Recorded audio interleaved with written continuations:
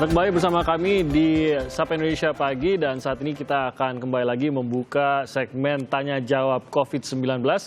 Pagi hari ini kami menghadirkan Dr. Hermawan Setianto, dokter spesialis paru dari Ikatan Dokter Indonesia via sambungan Skype.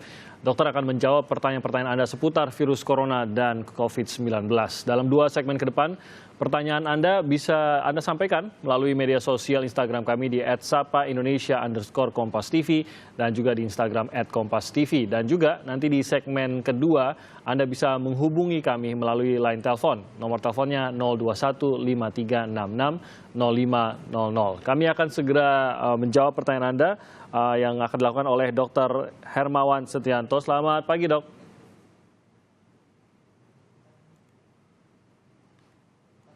Halo, selamat pagi, Dok. Ya, tampaknya masih ada sedikit gangguan dengan Dr. Hermawan Setianto dari saluran Skype. Kita akan kembali lagi mencoba menyapa Dr. Hermawan Setianto yang saat ini sudah tersambung bersama kami melalui sambungan Skype. Selamat pagi, Dr. Hermawan.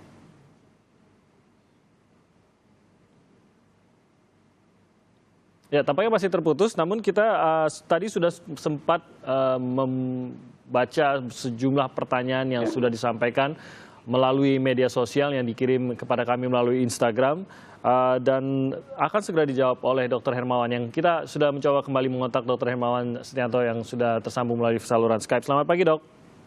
Selamat pagi. Pagi, Dok. Terima kasih sudah bergabung bersama kami pagi hari ini, Dok.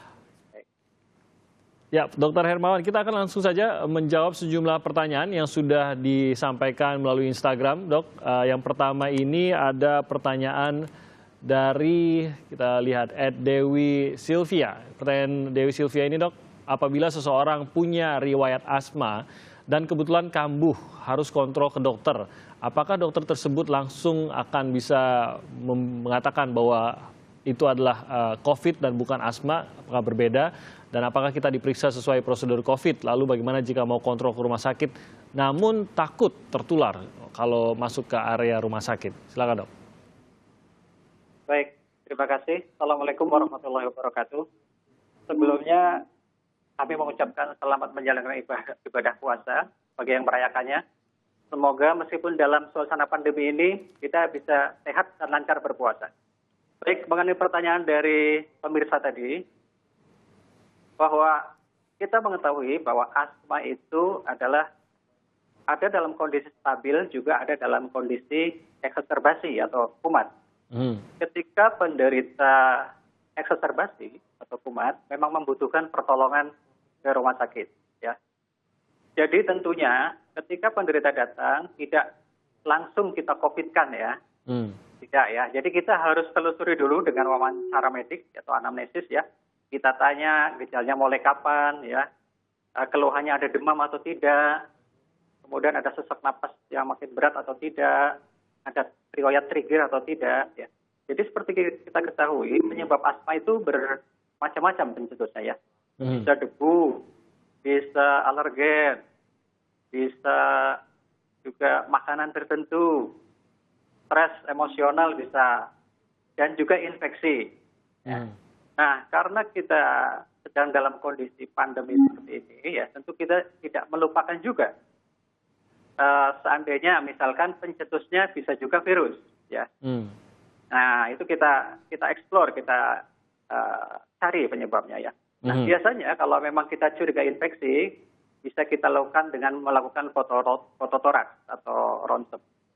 Nah, ketika kita mendapatkan misalkan ya, ada bercak di parunya, ya.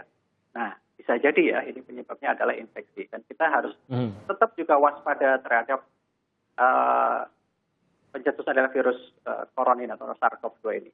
Oke. Nah, buat penderita yang datang ke rumah sakit tentunya karena rumah sakit ada lingkungan yang infeksius ya tentu harus memakai alat pelindung diri yaitu masker ya. Dan di rumah sakit pun kita sebenarnya sudah menyeting, Mas. Jadi untuk yang menunggu misalkan berobat itu sudah diberikan jarak satu dengan yang lain ya. Jadi diupayakan agar tidak terjadi kontak erat atau dekat ya. Karena itu memudahkan transmisi penularan. Itu Mas Bayu. Baik, ini mungkin juga bersambung dengan pertanyaan yang kedua ini, Dok. dari @fatma_effendi2912 yang menanyakan apakah sesak yang dialami penderita COVID-19 itu sama dengan sesak yang dialami penderita asma? Oh ya, baik.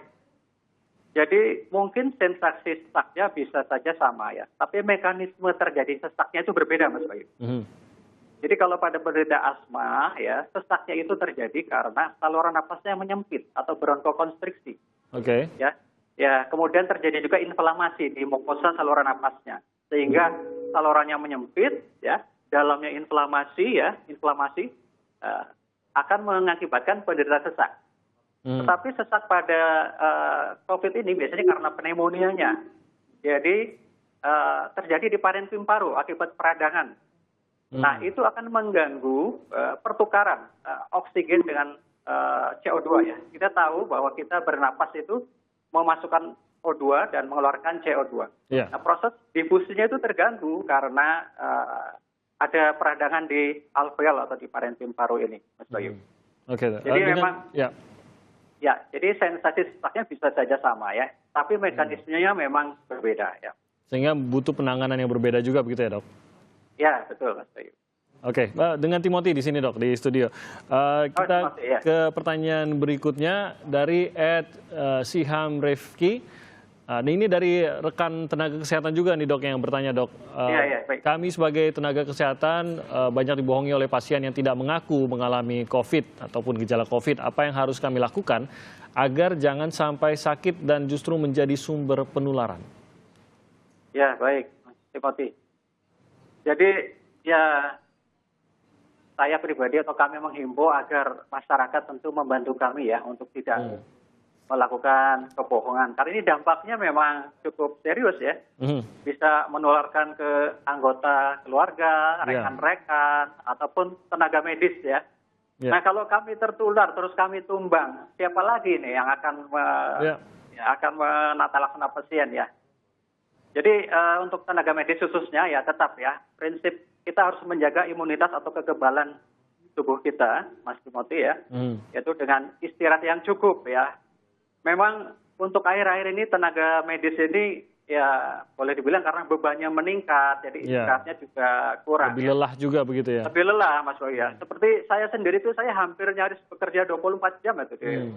Ya karena dari pagi sampai sore saya menangani pasien, kemudian malam pun saya harus siap untuk menerima telepon ya dari tuan sejawat IGD untuk diminta advis terapinya mengenai pasien COVID ini, karena pasien COVID ini kan bisa datang kapan aja. Iya, betul. IGD ya.